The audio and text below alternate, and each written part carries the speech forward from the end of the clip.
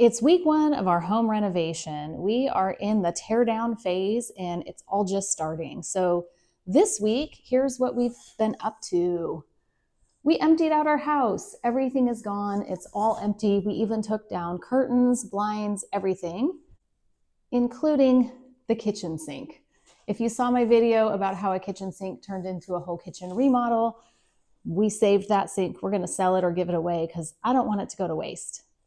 The kitchen cabinets are empty.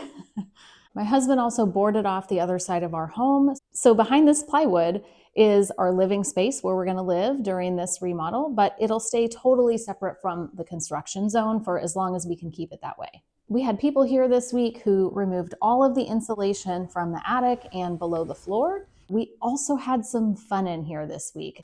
We cut a watermelon with a chainsaw.